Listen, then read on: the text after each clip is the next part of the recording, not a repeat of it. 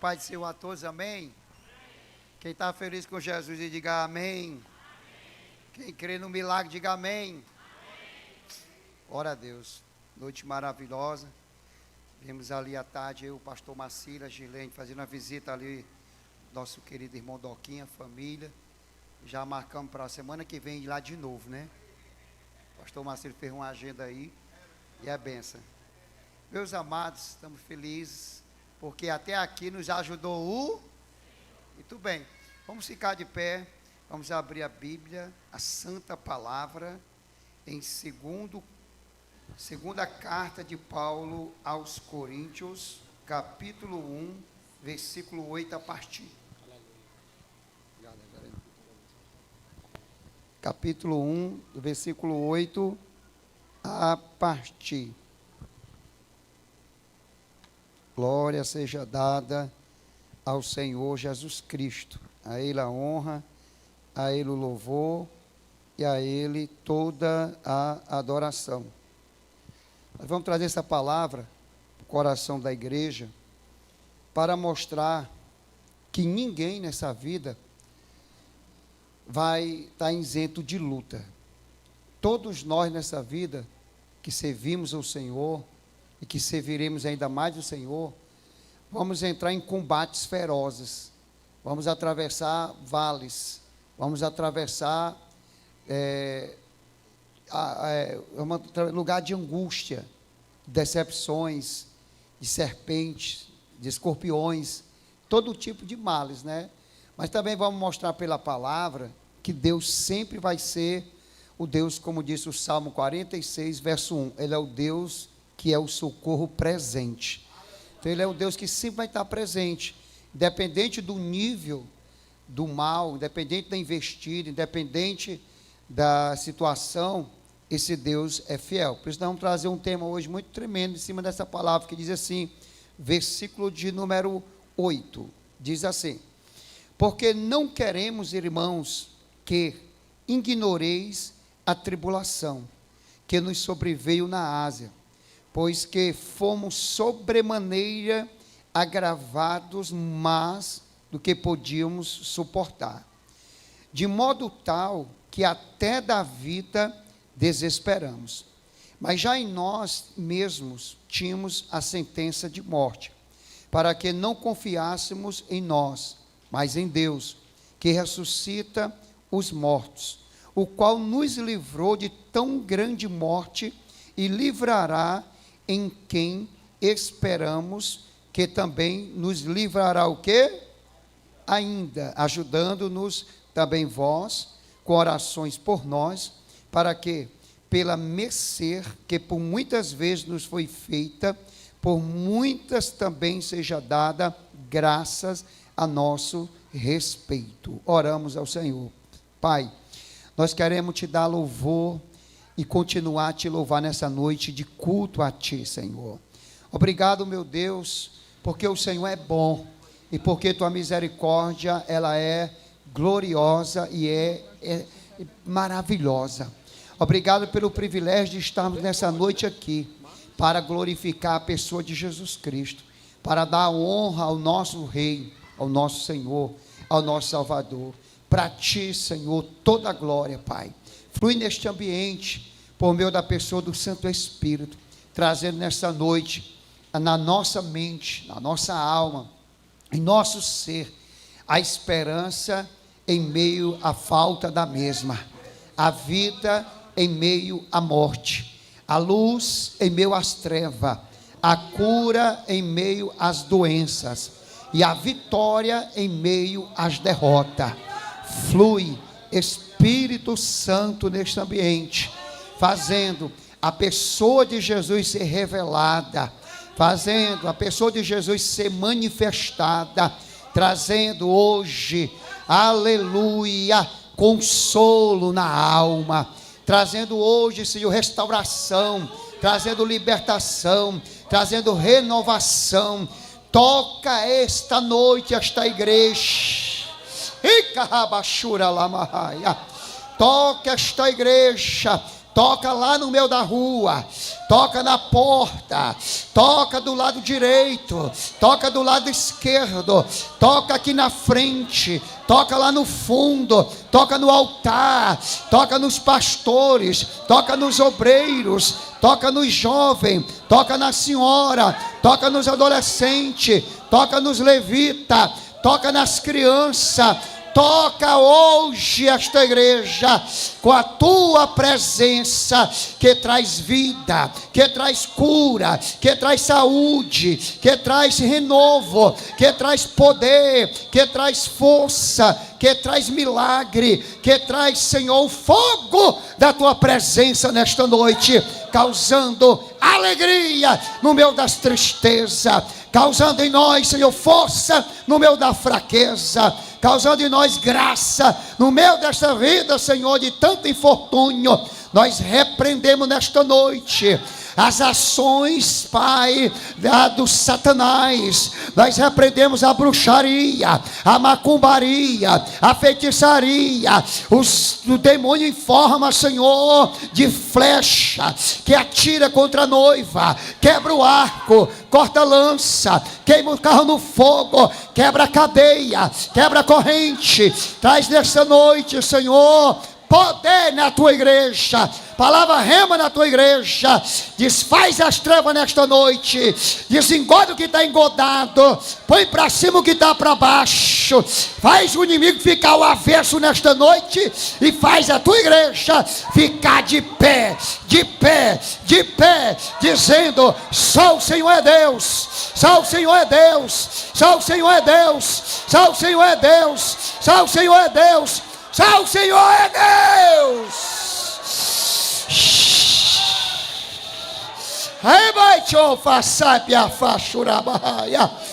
Que Espírito lindo é a tua presença, Espírito Santo. Oh, Consolador amado, Consolador querido, opera nas nossas vidas, nos nossos corações. Gera mais de Jesus nesta igreja. Aumenta a paixão, aumenta o fervor, aumenta o amor, aumenta a atração, aumenta o ânimo, aumenta, Senhor, nos nossos corações o desejo de te adorar, de te louvar, de te bendizer. Aonde tiver coração duro, derrete pelo fogo da tua presença. Arranca a pedra nesta noite. Oh, meu Deus, aqueles que estão apagados, Jesus, tira a cinza nesta noite e coloca a lenha seca para o fogo pegar novamente. Que esse altar hoje, ele venha receber, Senhor, fogo da tua presença, e venha nesta noite, Senhor, vibrar, cheio de amor que queima na alma. Toma a nossa vida, Espírito Santo, e opera em nome de Jesus, debaixo do sangue de Jesus. Nós tomamos posse da bênção e da vitória, e quem crê, dá um glória para Jesus. Oh, glória! Pode sentar, meus irmãos. Glória a Deus. Qual é o tema aí nessa noite?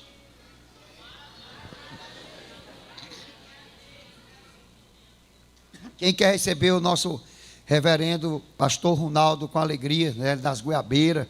Eita glória, está bonito, viu? Veio com a esposa, veio só. A esposa também, ali a diaconisa, né? Diaconisa abençoada, quer receber esse casal lindo, essa família linda com alegria. Diga: seja bem-vindo. E que Deus use mais as vossas vidas. Em nome de... Deus abençoe, reverendo. Glória a Jesus. Isso é uma bênção com a sua família. Meus irmãos, qual é o tema nesta noite? Amar a Jesus é confiar nele onde? No sofrimento.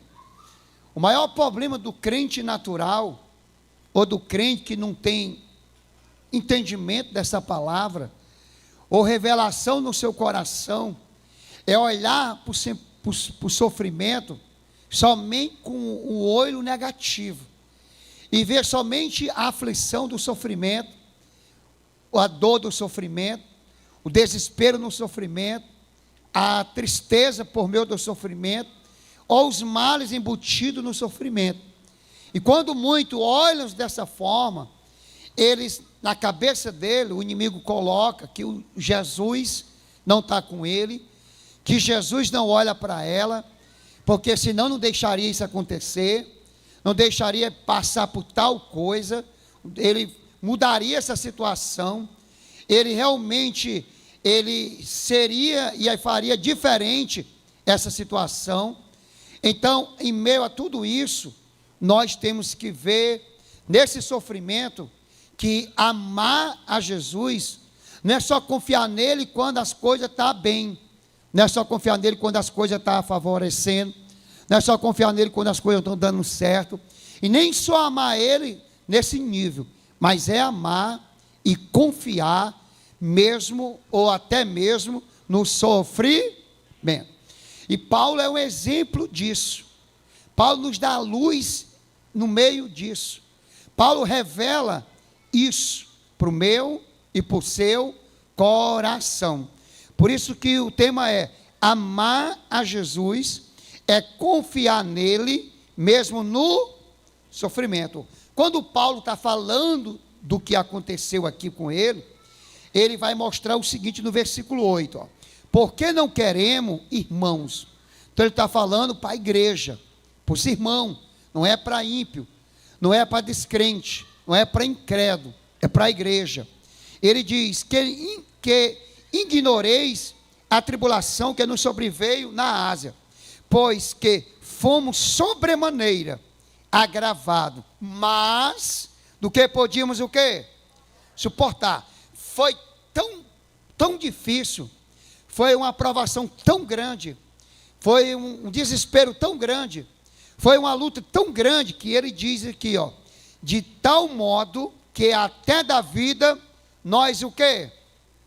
Não só ele se desesperou, mas seus companheiros de viagem, que ia de cidade em cidade, que saíram para fazer a missão, que estavam levando as boas novas, que amavam a Cristo, que tinham um fogo na alma para ganhar alma para o reino do Senhor, que colocaram o reino como primazia, deixaram seus confortos e se lançaram na missão para levar o evangelho.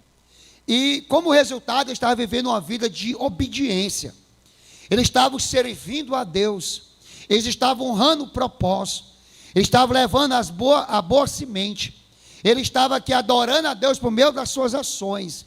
E como resultado disso, em vez de ver a bênção como nós esperamos, em vez de acontecer coisas boas como nós esperamos, em vez de como vir resultados que agrade como nós naturalmente esperamos, foi coisas difíceis, foi coisas cruéis, foi lutas grandes, foi como diz o Salmo ali, 116, veio temores e terrores de morte, veio laços de infortúnio, veio só coisas ruins, negativas ali na vida dele.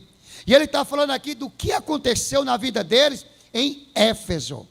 Quando olhamos para Éfeso, Paulo chega em Éfeso, depois de passar em Corinto, em Atos capítulo de número 18, ele chega em Atos capítulo 19, versículo 1, ele chega em Éfeso. Apolo ficou em Corinto, e Paulo vai levar agora a palavra, a missão de Cristo, o evangelismo, e levar o discipulado lá em Éfeso. Quando ele chega em Éfeso, ele começa a falar de Jesus na sinagoga. Ele começa a anunciar o reino de Deus ali na sinagoga.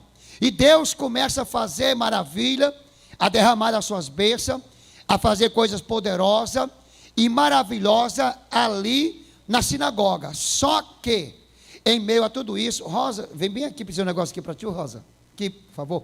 Só que em meio a tudo isso, dessas batalhas, dessas guerras, lá ele começou a ganhar almas para Jesus. Ele começou a dar frutos para Jesus. Ele começou a ser uma bênção para Jesus. E começou a dar muita glória a Jesus de Nazaré. Só que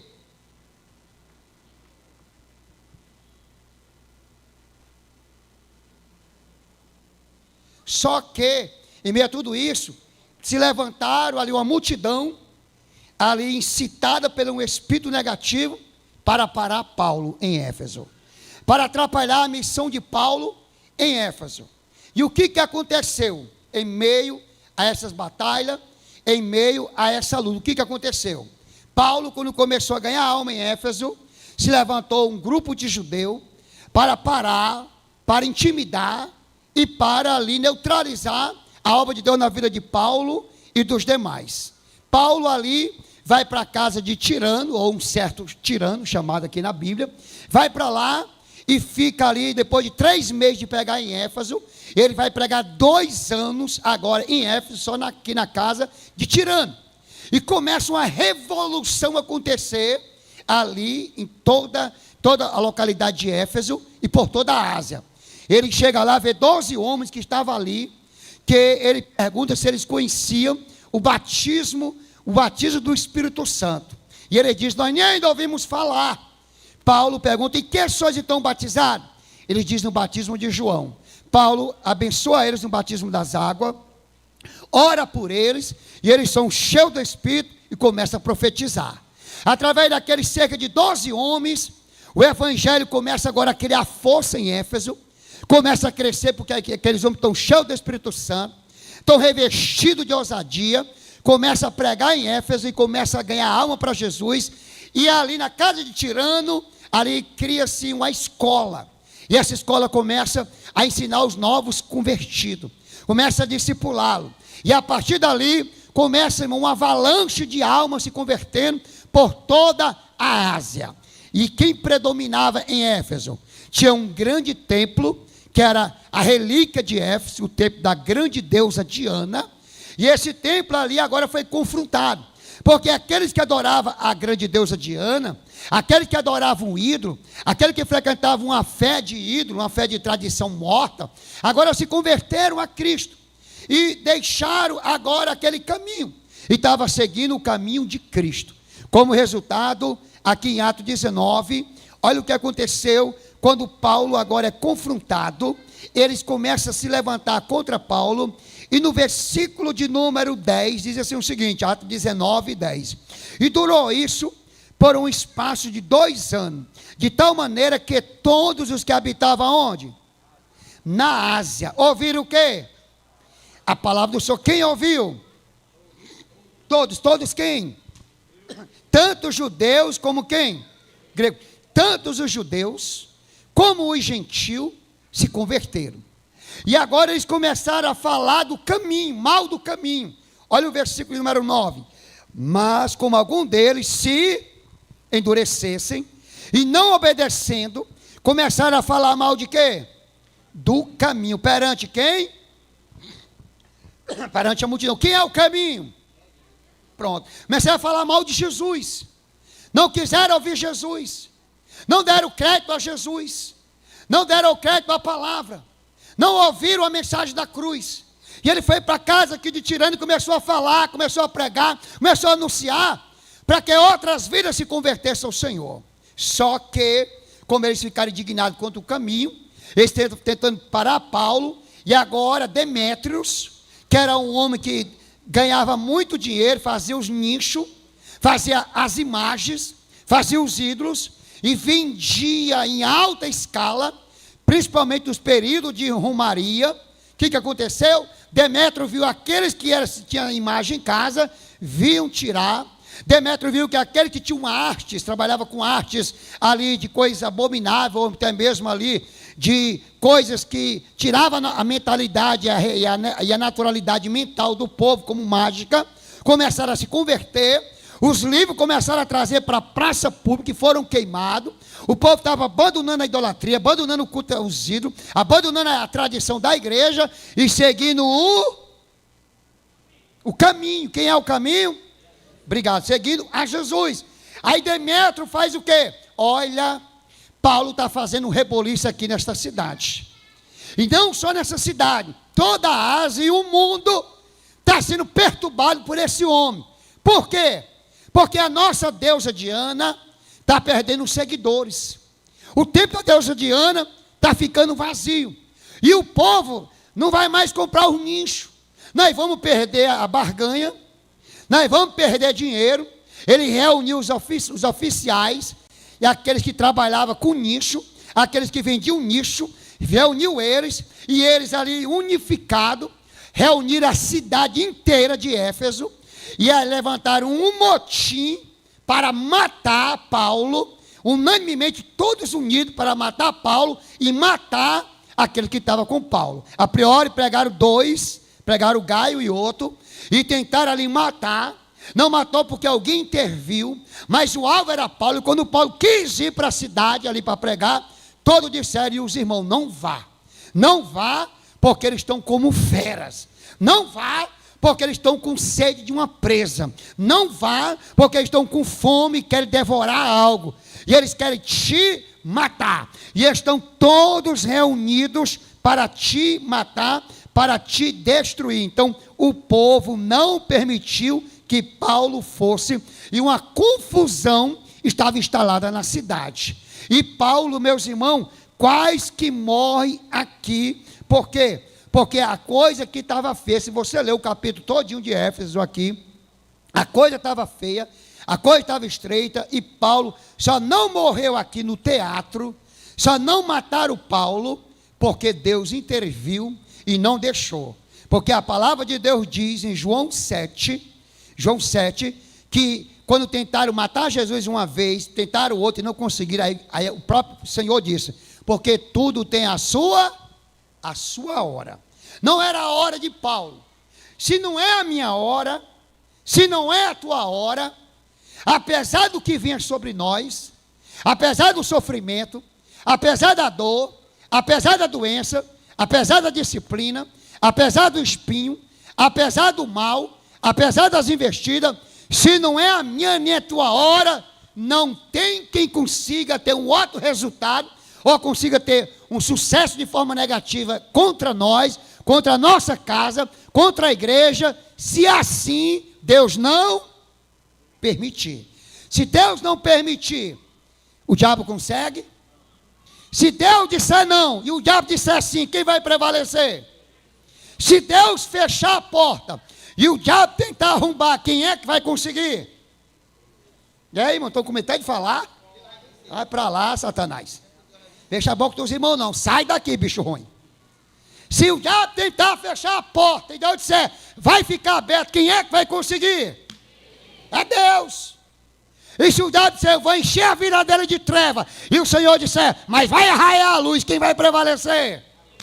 Se o diabo disser, eu vou te acorrentar, eu vou te prender, e tu não vai sair, e Jesus disser, livre está, e livre vai continuar, quem vai prevalecer? Se o diabo disser, eu vou botar uma doença, vou matar ela, vou matar ele, mas se Jesus disser, eu vou dar vida, e vida com abundância, quem vai prevalecer? É Deus. Por quê? Porque a Bíblia diz em Apocalipse 1,17, Ele tem a chave na mão, a chave da vida, a chave da morte, a chave do inferno. E Ele diz, a porta que eu fecho não tem quem abra, e a porta que eu abro não tem quem feche. Ele tem um governo, Ele tem o poder. E o que fez Paulo suportar tudo isso, aguentar tudo isso, enfrentar tudo isso, passar por tudo isso, e chegar lá do outro lado e cantar o hino de Miriam, o hino de Moisés da vitória, foi porque Paulo confiava em Deus.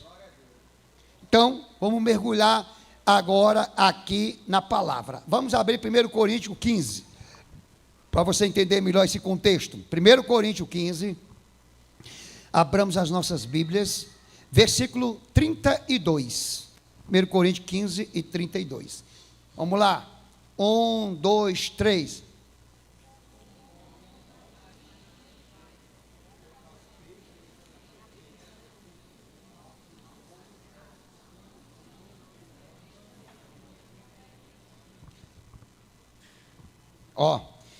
E se como homem combati em Éfeso contra o quê?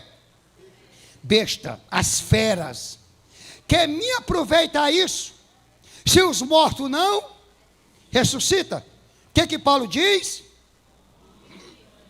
comamos e bebamos, que amanhã morreremos. O que Paulo está dizendo?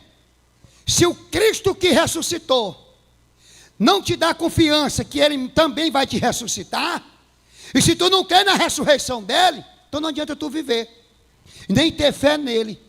Porque se não há ressurreição, para que eu vou crer nele? Se não há vida eterna, para que eu vou crer nele? Se não há uma nova vida, para que eu vou seguir ele? Paulo está dizendo que o Cristo que ressuscitou dentre os mortos, ou seja, o Cristo que dá vida aos mortos, é o Cristo que também está conosco. E que eu tenho fé, e que você tem que ter fé, que Ele jamais vai nos desamparar. Jamais vai nos abandonar. Então a perseguição aqui do povo de Éfeso foi tão revoltante, foi algo tão cruel, que Paulo classificou ela, que ele estava num combate entre as feras, entre as bestas, entre as feras. A palavra para fera, que é a palavra original do grego, aqui é terriomaqueu. E a palavra terriomaqueu significa literalmente feras selvagens em forma humana. Então aqueles homens estavam possuídos de demônios. Aquela cidade estava tomada pelo espírito daquela potestade, daquele principado, que era aquele ídolo para aquela cidade, que era o dominador ou dono do território. Então agora os demônios estão ferozes. Os demônios estão como animais, cheios de ódio, cheios de desejo de matar. E eles queriam tragar o apóstolo Paulo. Queriam matar o apóstolo Paulo. E ele disse que foi um combate difícil. Foi uma luta muito grande. Foi uma guerra muito grande. E ele disse que esse combate foi entre as feras, ou besta. Então não era só uma fera. Não era só duas feras. Era uma multidão de feras. Que estava com os dentes afiados. Que estava com a boca selvagem, né? Então, literalmente, o texto vai classificar que ele estava exposto a uma hostilidade feroz. O povo estava tão feroz que a cidade se juntou atrás dele, procurou ele, queria matar ele, porque o alvo do diabo é quem na igreja? É o cabeça. Que era o cabeça daquelas viagens? Que era o cabeça da comitiva? Que era o cabeça das igrejas? Paulo. Então eles não queriam Aristarco, eles não queriam Timóteo, eles não queriam Gaio, eles queriam, era Paulo. A raiva deles era Paulo. Eles queriam matar a Paulo. E Paulo estava cercado de uma hostilidade. O verbo aqui dentro desse contexto chama que Paulo estava ali sendo desafiado, ameaçado a vida. E é comparado esse texto dentro de uma visão grego, é comparado como quando as pessoas eram levadas para os coliseus ou para as arenas e era devorado pelas feras, pelos leões, pelas onças, pelos tigres, ali devorado. Então Paulo estava numa situação dessa, ele estava encurralado em Éfeso, ele estava para ser morto em Éfeso, as feras estavam aqui ali lutando para devorar, guerreando para tragar, e Paulo estava ali debaixo de uma sentença capital, ou seja, pela capital, Paulo não ia sair vivo daquele lugar. Pelo povo de Éfeso, Paulo não ia conseguir sair dali. O caminho ia parar ali de Cristo, a obra ia parar ali, e tudo ia morrer ali. Mas Paulo morreu? Eu não entendi. Mas Paulo morreu?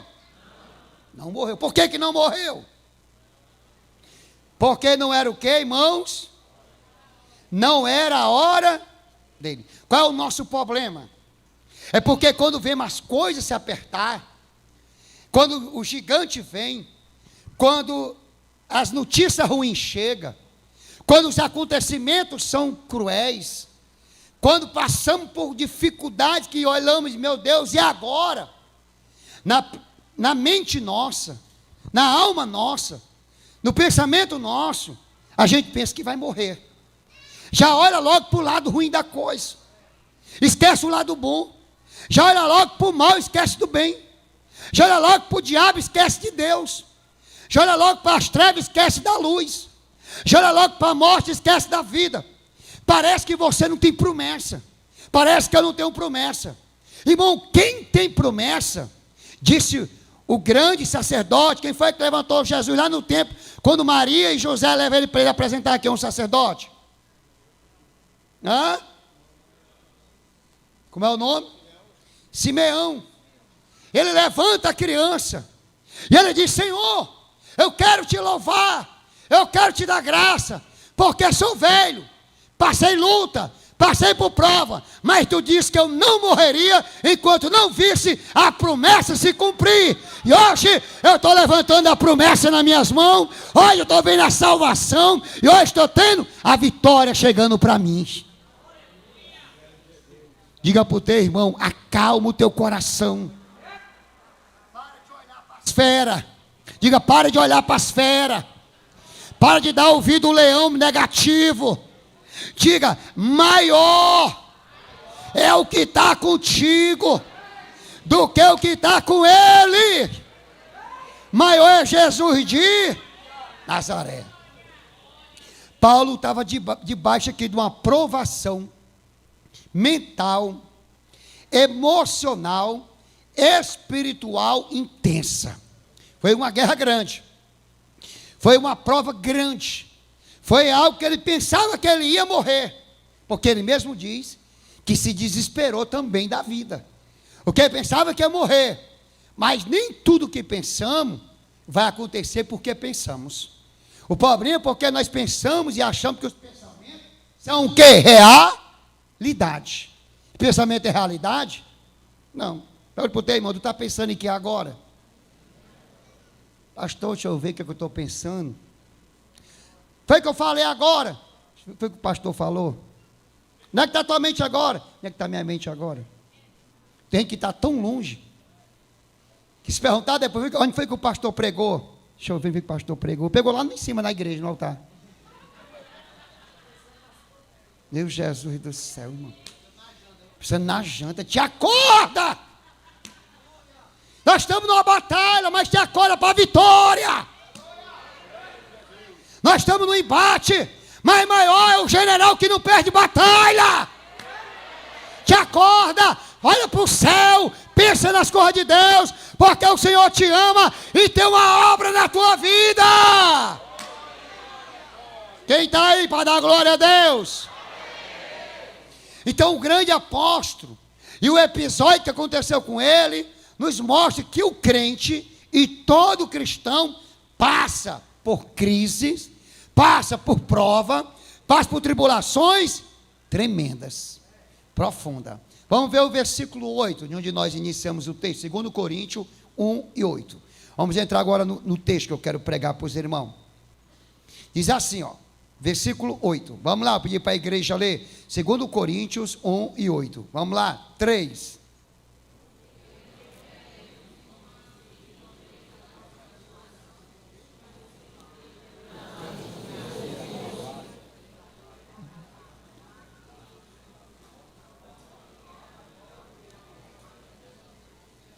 Olha aí. Porque não queremos o irmão que ignorou. Tem coisa que não dá para ignorar porque é real. Quando eu morava aqui nessa rua, chegou um casal da igreja na época, que a mulher estava ficando meio atribulada. E pensando umas coisas fora do normal. Aí foi o que ele disse. A gente conhece um pouco de batalha, quando eu vi ela falando, aqueles pensamentos ruins, vendo coisas, aquela coisa do tipo. Aí ele, o marido dela, isso é frescura, pastor. Isso é frescura. Eu digo: tu sabe o que é de verdade, para tu dizer que tu sabe o que é frescura, para dizer o que ela está sentindo? Tu conhece a alma dela? Tu está vendo o espírito dela?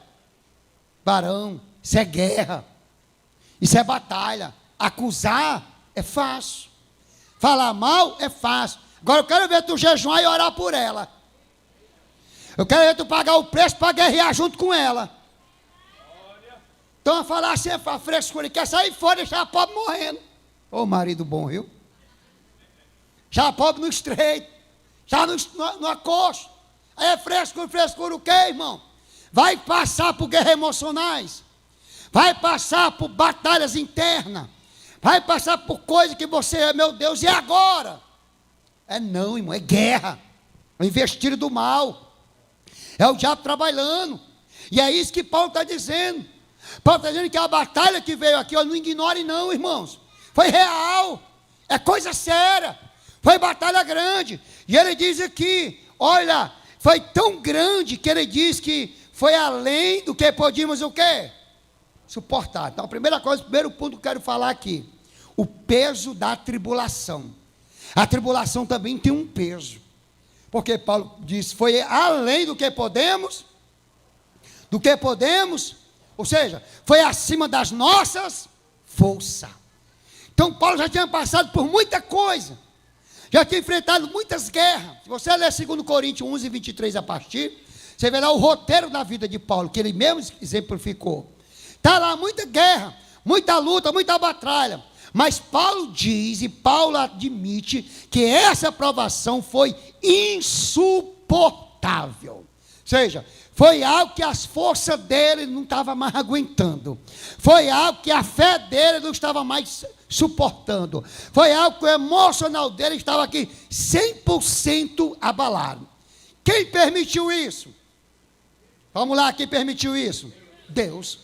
Então Deus permite desafio na nossa vida, além do que podemos o quê? Suportar. Mas isso, preste bem atenção. Vamos ver o contratexto. Como diz lá nos debates, nos embates da Câmara. Pesos e contrapesos, né? Vamos ver o contrapeso, né? Então, além do que podemos suportar. Ou seja, podemos suportar no natural. Essa era a visão de Paulo. Ele não podia suportar, era a visão dele. Ele não ia aguentar, era a visão dele.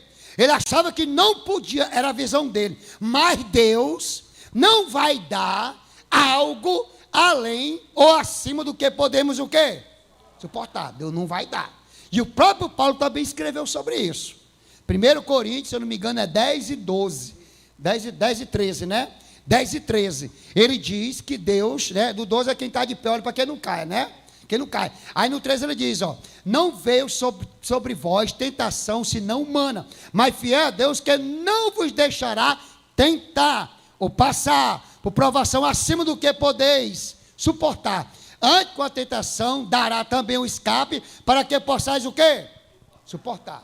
Aleluia. O fabricante conhece aquilo que ele fabricou. Aleluia. E ele sabe até onde a força aguenta, até onde a pressão suporta, até onde nós aguentamos de fato. Então Jesus está dizendo aqui para mim que ele permitiu. Mas Paulo disse que ia morrer. Mas Paulo morreu? Então era coisa de quê? Da cabeça. Era coisa da mente. Porque ele olhou muito para quê naquele momento? Para a luta, para as investidas, para as feras, para o mal. Às vezes nós não entendemos por que Deus permite isso, pastor. Por que Deus deixa acontecer isso? Por que esta luta? Por que essa batalha no meu casamento? Por que essa batalha na vida da minha filha? Por que essa batalha na vida do meu marido, na vida da minha mulher? Por que essa batalha na minha família? Por que isso? Por que aquilo? E às vezes você olha assim, meu Deus, dessa vez eu não suporto. Dessa vez eu não aguento. Aí Deus permite isso para quê? Para que você se sinta fraco. Fraco. Diga para o teu irmão, Deus permite isso para que tu se sinta fraco. Porque o fraco, ele vai entender que ele não pode, porque aquilo é mais forte do que ele. Porque o fraco vai aprender que ele não consegue, porque aquilo está acima da capacidade dele. Porque o fraco vai olhar para ele mesmo sendo forte, bombado, como diz o outro, mas essa força dele, para o combate que ele vai enfrentar, não serve de nada. Não presta para nada. Então Deus permite a isso para que você se sinta fraco, para que você e eu e nós e vós dependa dele. Dependa dele. Dependa dele. Saiba que se não for ele, você morre. Se não for ele, você para. Se não for ele, você não aguenta. Se não for ele, você desiste. Se não for ele, você afunda. Se não for ele, o inimigo prevalece. Se não for ele, você perde. Mas Paulo disse uma coisa, aleluia, em Filipenses 4:13, com ele eu posso todas as coisas, aleluia. Agora com ele, em ele, é diferente.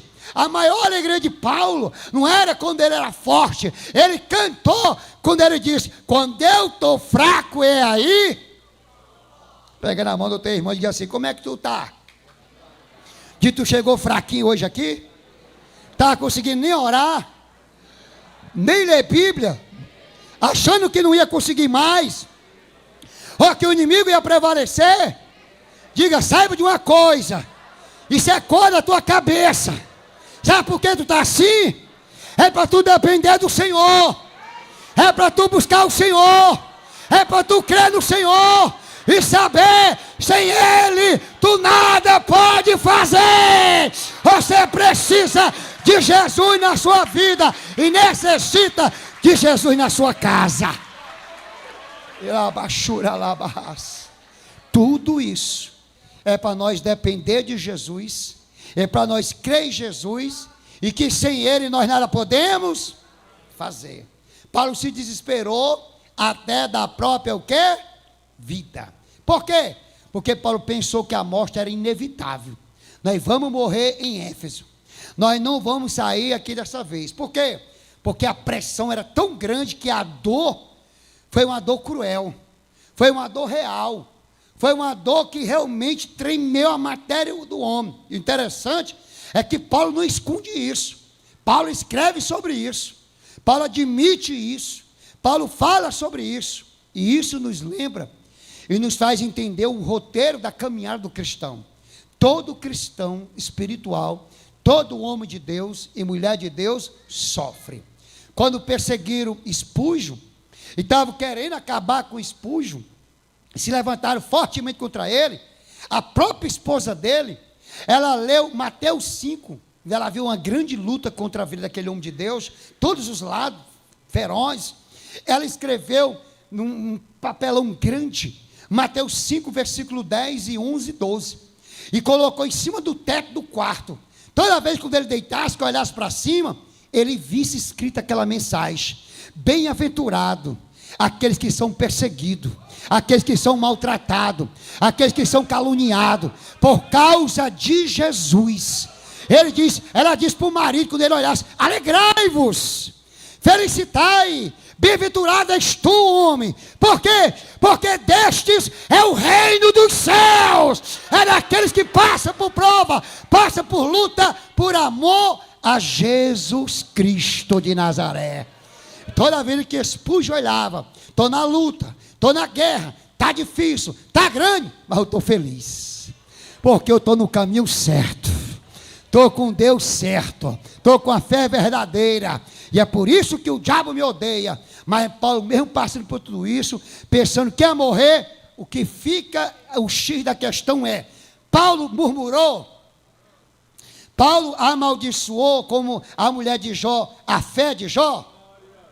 Paulo negou a Deus, Paulo desistiu de continuar, Paulo continuou, perseverou. A pergunta é: e tu, irmão, na luta, como é que tu está?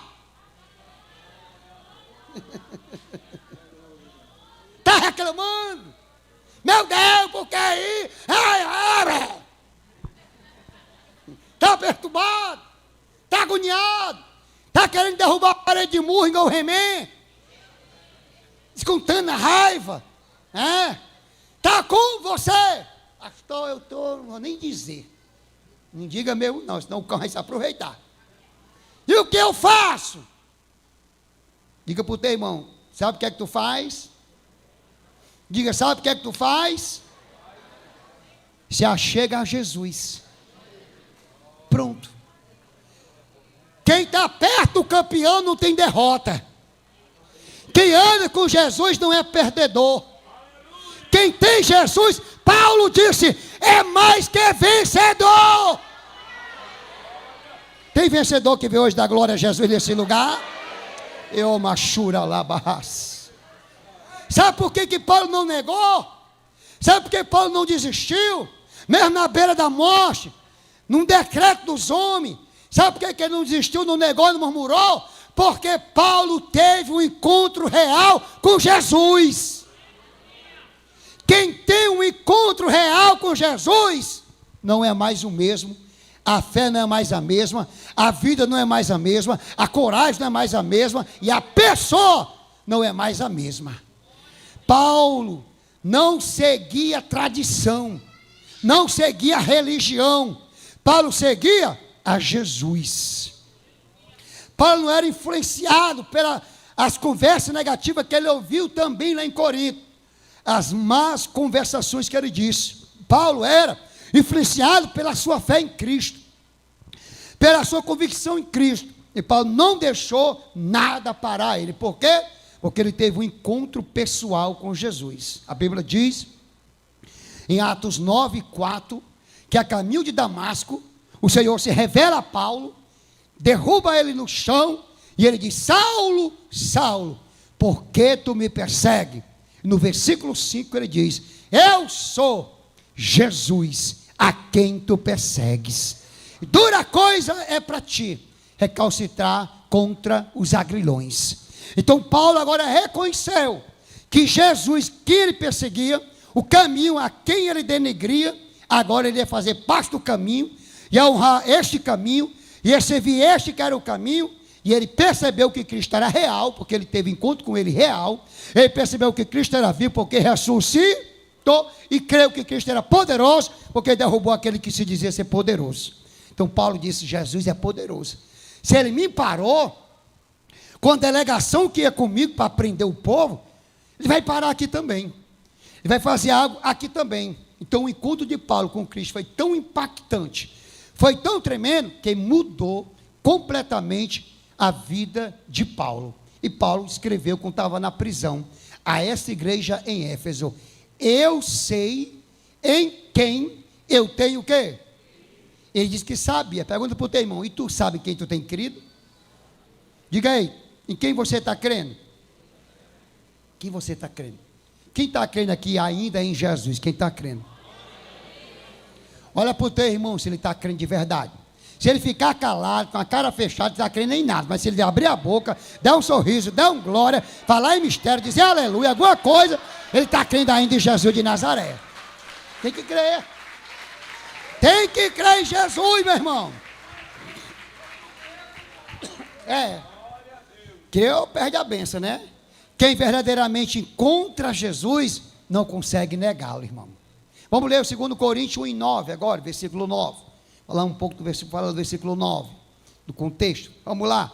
A igreja virou 9, 3.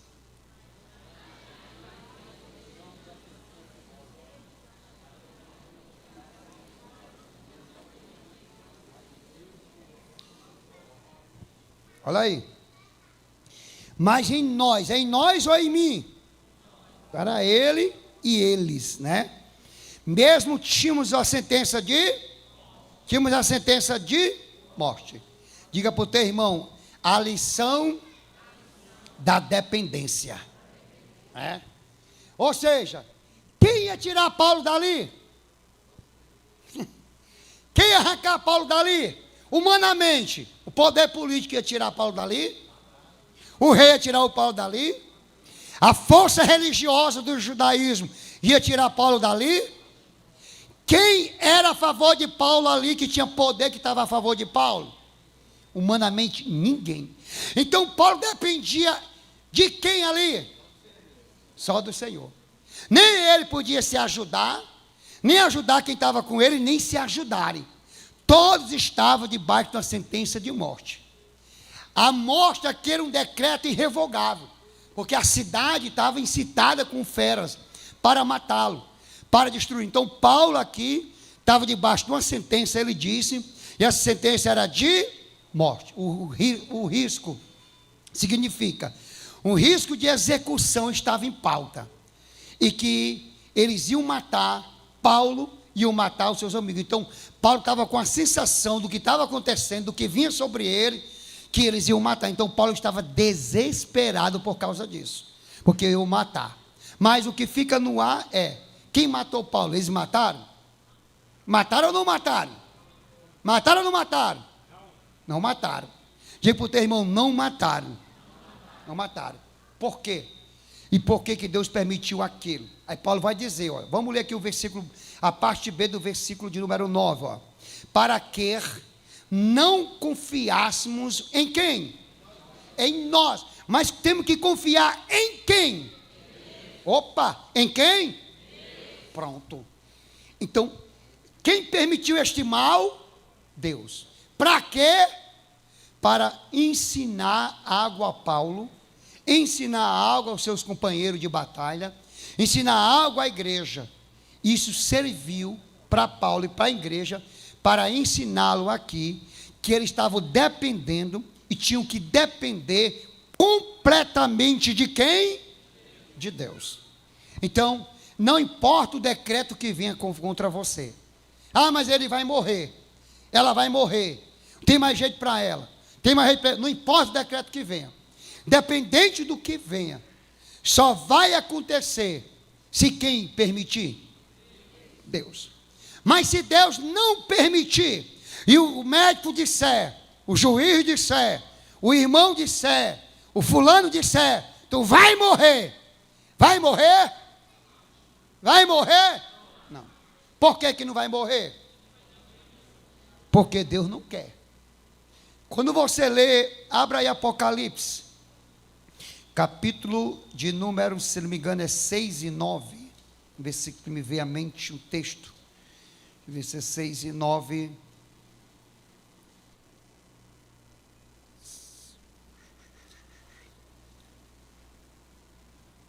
9 e 6, é o contrário, 9 e 6, olha aí,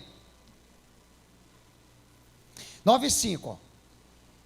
E foi-lhes, Apocalipse 9 e 5, e foi-lhes permitido não que os matasse, por quanto período?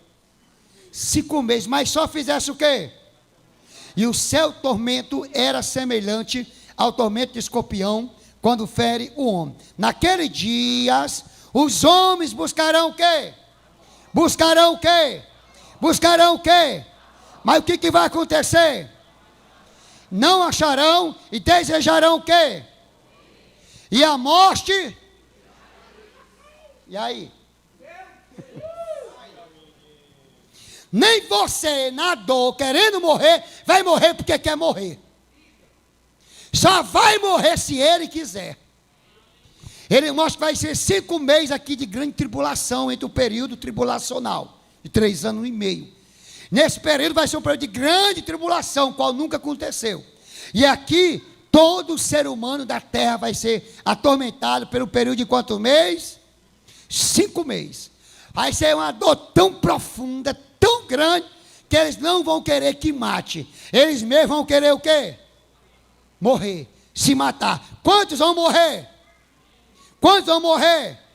Por que não morre? Quem não vai permitir a morte vir até eles ou levar eles? Deus. Então, se Deus fechar a porta e disser, morte, tu não entra nessa vida, ela não entra. Tu não leva essa vida, ela não leva. Não, mas eu quero, mas não tem querer. Só vai se ele quiser. Só morre se ele quiser. Então, tudo isso é para que nós venha confiar nele. Não confiar, nosso problema é porque nós escuta tanta coisa ruim no dia a dia. O problema é que se nós tivesse 2 bocas e um ouvido, seria melhor ou pior? E agora? Hã? Eu acho que seus irmãos estavam mais regodos, quer comer mais, né? 2 bocas, né? Mas também tinha um lado bom, né? É ter só um ouvido, talvez, para ouvir só coisa boa. Não ia ouvir mais coisa ruim, né? Ia comer e ficar bonito, né? Porque não estava se atribulando, né? Ou prova, né? Mas por que eu estou dizendo isso? É porque você e eu estamos muito vulneráveis a essas má notícias. E se você não blindar seus ouvidos e não levar a sua confiança em Deus, você vai se deixar se levar para o que está aqui embaixo e achar que isso é o que prevalece. O que prevalece não é o que está aqui embaixo, é o que está em cima do que está aqui embaixo. O que prevalece é Deus. O Salmo 112, se eu não me engano, o versículo de número 8, eu acho que é o 8, deixa eu ver se é o 8, Salmo 112, versículo 8. Bote aí para ver se é o 8, que não tem as má notícias, não os má rumores, né? Salmo 112. O meu, bota o 7 aí.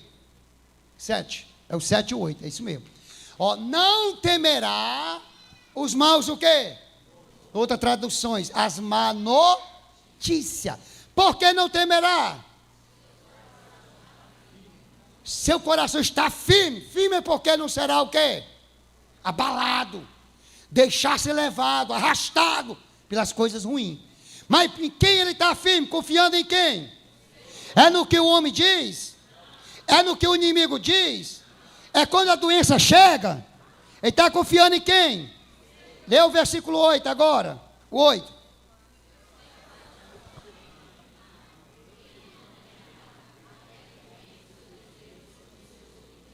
O seu coração está bem o quê? Firmado. E o Senhor não permitirá a vitória dos inimigos, mas permitirá que nós vença todos os inimigos. Então, em outras palavras, Salmo 46:10, Deus diz: aquietai-vos, não se desesperai, aquietai-vos e sabei que eu sou Deus. Quem crê que Ele é Deus aqui no meio de todas as lutas? Diz para o teu irmão, como é que está a alma? Está agitado ou já está começando a se acalmar? Né? Porque quando se agita a abundância não chega, mas quando se acalma, aí a Bíblia vai dizer em Mateus 8 e Mateus 15, a abundância o acompanhou. Quando se acalma a abundância chega, quando se agita a tribulância vai embora. A abundância de Deus. Então, Paulo compreendia, aqui em 2 Coríntios, capítulo 1, versículo de número 8, Paulo compreendia literalmente o valor tanto da vida passageira, quanto da vida eterna. Por isso que ele diz, ó, no finalzinho do versículo 1 e 8, 1 e 9, diz assim, ó: mas nós estamos confiando em Deus, que faz o quê? Que ressuscita quem? Os mortos. Paulo sabia que se fosse para morrer, mesmo que Deus tivesse, permitisse ele morrer ali, ele estava feliz mesmo com a morte. Por quê? Porque ele sabia que Deus ressuscitou a Jesus, e que Paulo também não ia ficar na morte, nem no Hades, mas ele ia para o paraíso, ele ia ser ressuscitado, para estar no lugar chamado de vida eterna. Abra aí Filipenses 1 e 21, que é que Paulo diz, obrigado, sobre esse contexto, Filipenses 1 e 21, quando você crê de verdade em Cristo, o que é que você diz com o decreto da morte, quando ele estava em Roma? Para mim, o viver é o quê? E o morrer. Preste bem atenção, ó. Quem está aqui na igreja, diga amém. Amém. Vou fazer aqui uma outra tradução. Para mim, o viver é religião. É assim? Para mim, o viver é tradição. Para mim, o viver é a igreja. Para mim, o viver é o quê? É Cristo, Cristo, Cristo, Cristo, Cristo, Cristo. Para mim, o viver é Cristo. E o morrer em Cristo. Perde o quê? Perde o quê? Perde o quê? Perde o quê? E o que vai acontecer? Morrer em Cristo é ganho. Você acha que quem morre em Cristo quer voltar para cá, irmão? Quer saber desse lugar doido, perturbado? Recorra ruim, né, pastor? Quem morre em Cristo diz, graças a Deus que eu cheguei aqui. Consegui. Hã? E lá não paga a conta, lá não tem ninguém cobrando, lá não tem noite, lá não tem treva, lá não tem cão, lá não tem nada, meu irmão. Só coisa boa. É, quem quer ir? Agora quem quer ir?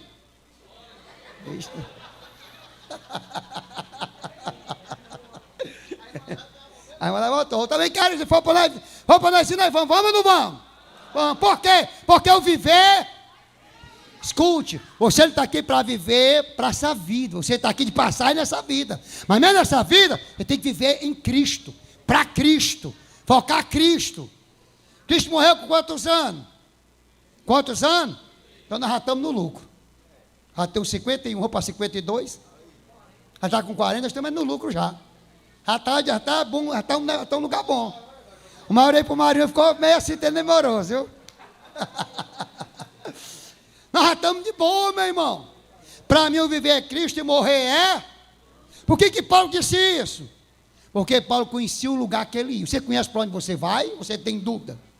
Então, para o teu irmão, tu conhece para onde tu vai? Ou tu está igual o outro, eu não sei. Ou tenho dúvida. Ou eu vou para o cemitério. Tu conhece para onde tu vai ou não conhece?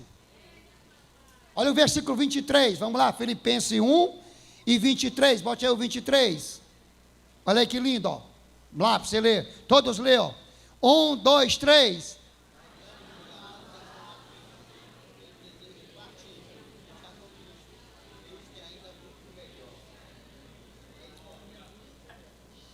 Paulo estava dividido como nós. Não quero ir agora não, quero ficar aqui ainda um períodozinho.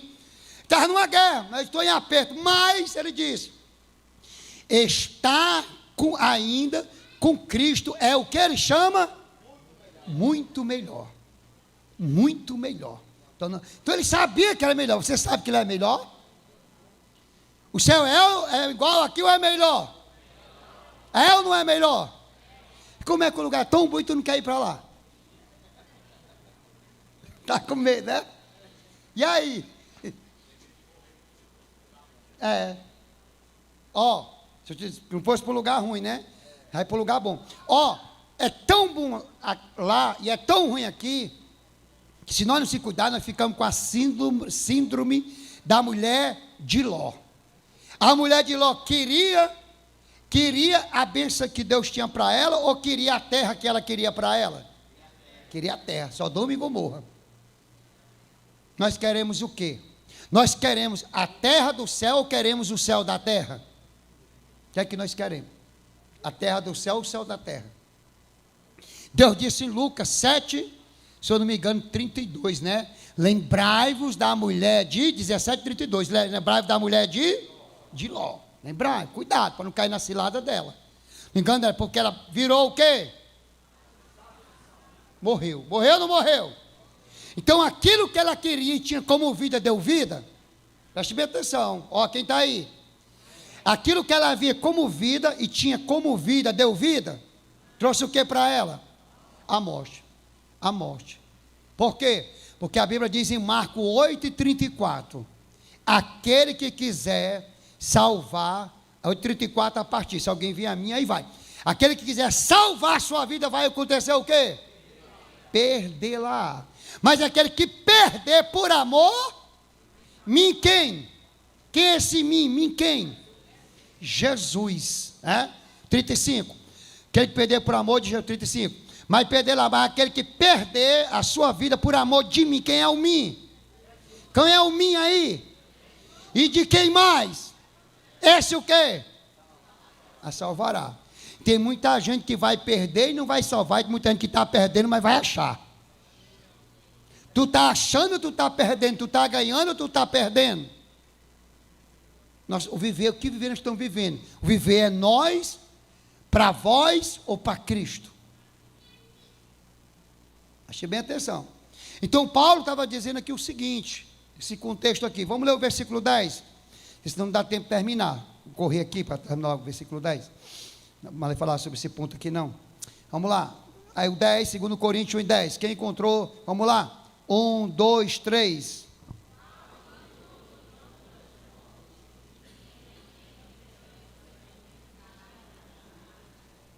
Olha aí.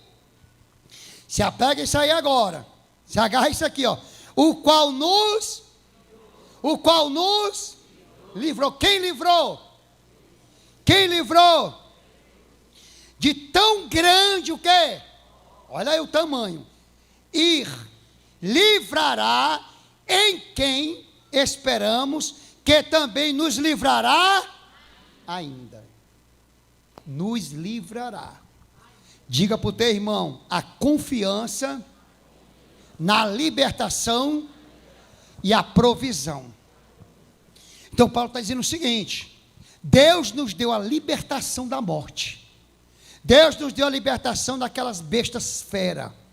Deus não deixou eles colocarem a mão em nós, como também não deixou Paulo colocar a mão nos cristãos que estavam lá em Damasco. Porque ele foi para lá com uma turma, para prender, colocar as mãos, arrastar para a prisão, como eu tinha feito com alguns. Mas antes dele colocar a mão nos cristãos em Damasco, Deus colocou a mão nele, por meio de um homem chamado Ananias. Deus não deixou. Deus colocou a mão nele, pegou ele logo. E aqui Paulo está reconhecendo que assim também, como Deus livrou aquele povo, está mostrando aqui, pois que ele livrou e livrará.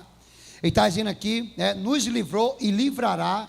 Diga para o teu irmão, nos livrou e livrará. É uma visão só de hoje, uma visão de futuro. Deus já te livrou de quantas lutas que está aqui?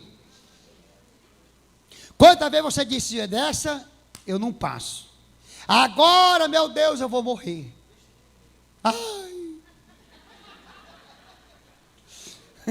Quantas vezes você disse, agora acabou. Quando eu estou atribulado. Mulher, vem cá, meu amor, muito obrigado. Os almoços, a janta. Mas eu acho que é hoje. O que, meu filho? Não vou dizer mais nada não, fica orando aí. O Alessandro da vez se despediu da Alice, o comandante, na tribulação. Meu amor, já estou de partida. Não vou pegar o avião da não, vou pegar as asas do anjo, vou subir. É. Mas está aí, está aqui. Você, quando pensamento de morte já veio, coisa ruim, coisa terrível, coisa nojenta, todo tipo de coisa já aconteceu na tua vida. Quem te livrou? Quem te guardou? Quem te protegeu? E o que o apóstolo ensina para a igreja hoje aqui, inspirado pelo Espírito Santo? Ele nos livrou e nos... Então Deus está dizendo, por que tu está com medo do que pode acontecer amanhã? Por que está com medo pensando já ruim no povinho?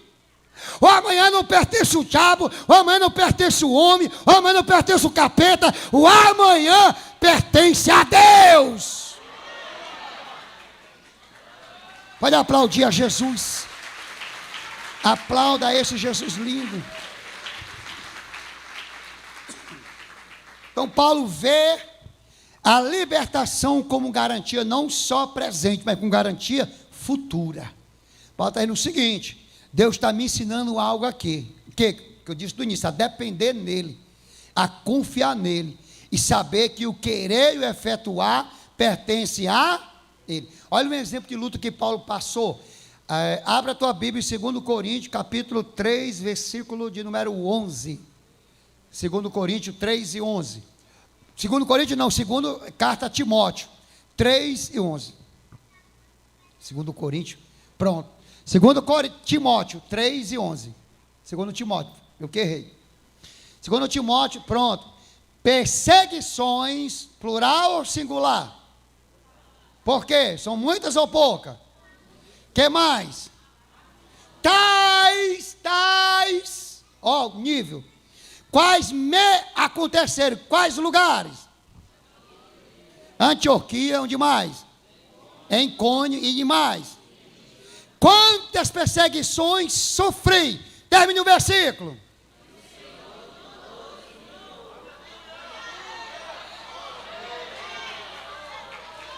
Creia nisso aqui. Não creia porque eu estou dizendo. Creia porque Deus está dizendo na palavra. Todas o Senhor me livrou. Pode o diabo te perseguir no teu trabalho, pode te perseguir no carro, pode te perseguir na tua casa, pode te perseguir na rua, pode te perseguir na tua mente, pode te perseguir usando alguém, pode vir o que vier, de todas o Senhor me livrou, me guardou, me protegeu, me abençoou. Cadê o glória da igreja que crê ainda que Jesus é fiel? Aleluia. Então Paulo está mostrando que a fé dele em Deus valeu a pena. Meu irmão, vai valer a pena. Pastor, eu estou numa luta. Se o senhor visse, eu acho que você ia passar a noite chorando, gemendo do meu lado.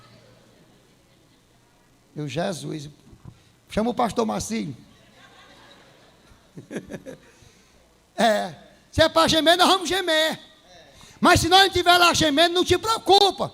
Porque tem um que não deixa você nem um instante. Romanos 8 e 26, a partir diz que o Espírito Santo, além de assistir, ele geme também conosco do nosso lado. Olha, irmão, a confiança que você tem em Deus não é vã. A fé que você depositou na palavra não é vã. A segurança que você depende desse Deus não é vã. Quando você entender, depois dessa luta, você vai dizer, meu Deus, como diz o Salmo 119, 71. Foi-me bom ter sido o quê? afligir. Se foi bom, porque valeu a pena. Paulo confiava tanto em Deus, essa confiança fez ele suportar e passar, vencer e testemunhar que o Senhor de todas os livrou.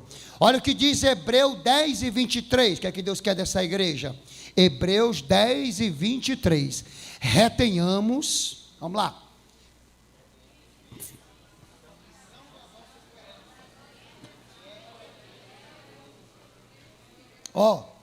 Escute, para aí. Quando você lê um versículo, você não pode ler assim, retenhamos, pois nós esperamos que é fiel que prometeu. Primeiro você tem que entender que quem escreveu isso aqui foi Deus. O autor é Deus. Quem fala é Deus. E ele está falando para o seu povo, para o humano, para nós. E ele está querendo dizer algo no meio da tua luta, no meio da tua batalha, no meio da tua guerra. Está querendo dizer algo a você fazer. Para você crer. Aí você de forma natural, você tem ama, pronto, aqui não tem nenhum efeito em você. Aqui não tem vida em você. Aqui não tem força em você. Aqui não gera fé em você. Vai servir de que você lê isso aqui? De nada, está ali com qualquer coisa. Preste bem atenção. Ó. Isso aqui é pessoas que têm experiência, que está ensinando para a igreja, aqui neotestamentária, que vale a pena confiar, vale a pena crer, vale a pena ser fiel. Por quê? Ó? Retenhamos, nós, eu, você, não é eu. Retenhamos, é o plural. Firmes, seja, com fé, com coragem, com caminhada, sem desistir. A confissão da nossa o quê? Esperança. Todos nós aqui temos esperança. Temos ou não temos? Temos. Por que eu tenho que ter essa fé na minha esperança? Essa fé na minha realização? Essa fé nos meus sonhos? Por quê? Porque ele diz, porque fiel é quem? Quem nos prometeu? Deus. Quem nos deu sonhos? Deus. Quem diz que vai nos dar vitória? Quem diz que vai nos livrar? Quem diz que vai nos abençoar? E esse Deus é o quê? É o quê? Fiel. Sabe o que é o triste disso? Às vezes as pessoas crêem no político, que eu vou mandar isso, eu fazer isso. É fiel político? Mas crê. E em Deus não crê. E aí? Crê mais no braço do homem, como diz Jeremias, do que na força de quem? Na força de Deus. Como foi que o povo de Israel saiu lá do Egito? Foi debaixo da mão poderosa de quem? De Deus. Quem foi que abateu o faraó? Quem foi que abriu o mar? Quem fechou a boca do leão? Quem apagou a força do fogo? Quem derrubou o gigante? Quem é aquele que diz que vai ser conosco todos os dias e vai nos guardar, e vai nos abençoar? Se ele disse, o que é que eu tenho que dizer para ele agora? Eu não creio. Será? Talvez. Será que vai dar certo mesmo? É mesmo? Fiel. Fiel. Sabe qual é o teu problema? É porque tu crê quando é para os outros, mas não crê quando é para ti. A irmã está atribulada, irmã, ora aqui por mim. Mano, não se preocupa não, vai dar tudo certo, a vitória vai vir, a bênção vai vir. Recebe o fogo, fogo, fogo. Aí quando tu está na luta, aí chega na igreja. Ajuda, pastor.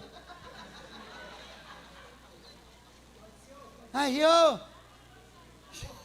que negócio é esse, irmão?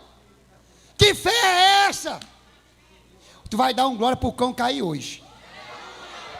Me lembrei de um texto agora. Bota aí Romanos 4. Romanos 4. Romanos, me lembrei agora. 17. 4 e 17. Romanos 4, 17. Como está escrito: por pai de muitas nações te constituí, perante aquele no qual creu. A saber, Deus, o qual vivifica os mortos e chama as coisas que não, como já. Para aí. Como é isso? Como é isso? Me explique isso. Entende isso? O que não existe para ti, já existe para ti. O teu problema é porque tu está olhando com o olhar natural. Tu não está crendo no poder espiritual. Deus não te vê como derrotado. Ele te vê como Ele disse. Tu é mais que vencedor. Mais que vencedor. Ele te vê como vencedor. Mais como vencedor. É Ele. Ele vai trazer à existência as coisas que não existem para você. Quando Abraão escuta isso, olha o que Abraão fez. Verso 18. Paulo está falando de Abraão. O qual, falamos da esperança. O qual creu. Creu contra o quê? Como é que eu vou crer esperança contra a esperança? A esperança está mais dizendo que não. Não vai dar certo, você não vai conseguir, só esperança ruim. Mas, quem crê em Deus, ele que conta tudo aquilo que diz que não. O que é que o hino diz? Quando tudo me diz que não, a tua voz, ela me diz, tu tem que prosseguir.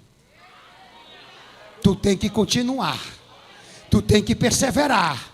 Tu tem que acreditar. Tu tem que tomar posse. Mas será? E bota esse cão para lá, meu irmão. É esperança.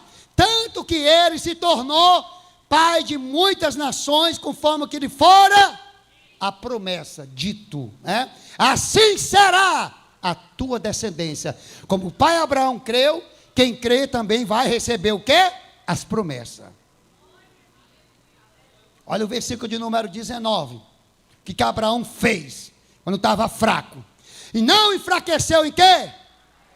Não atentou para o seu corpo já? Como é que um velho de 99 anos, todo xoxim rei, ia conseguir fazer alguma coisa, irmão? E uma velha de 89 anos, as peles reamurcham. Meu Deus, meu Jesus, e agora? Sabe o que é daí? Nem Sara creu, né? Num momento de vacilo natural. Ela disse, vão mangar de mim, como é que uma véia como eu vai dar de mamar um menino com 100, 90 anos, eu dando mamar um menino com 90 anos? Respeito o rei. E aí? Estou sendo bem realista com o que ela escreveu. Só que, pois era quase de 100 anos, mas ele nem atentou para o seu corpo e o ventre ele não olhou para o natural. Ele não olhou pelo que estava vendo. Ele olhou para o que estava crendo. Pega na mão do teu irmão para ver se ele vai pegar fogo agora. Diga assim, para de olhar só para a tua luta, só para o teu problema, só para a tua negatividade, só para o inimigo. Olha para Deus, crê em Deus, confia em Deus. Ele te fez promessa e Ele é fiel, Ele é fiel, Ele é fiel para cumprir na tua vida. Ele é fiel. Só vamos pegar só o glória de Abraão para terminar o glória de Abraão 20. E não duvidou da fé, não duvidou da promessa de Deus por incredulidade, mas foi fortificado na fé. Foi fortificado na fé. Foi fortificado na fé. Cadê o povo que dá glória a Deus? Cadê o povo que dá glória a Deus? Cadê o povo que dá glória a Deus? Eita, a tua fé hoje está cheia, a tua alma está cheia, porque a tua vida está abençoada na palavra. Deus do céu é fiel. Aplauda esse Jesus lindo e maravilhoso, irmão. Tá bom, vamos ficar de pé. Tem mais coisa, mas não esticar não. Vamos só fazer uma oração para ver se o teu irmão vai pular hoje. Pega na mão do teu irmão aí. Diga assim, cuidado.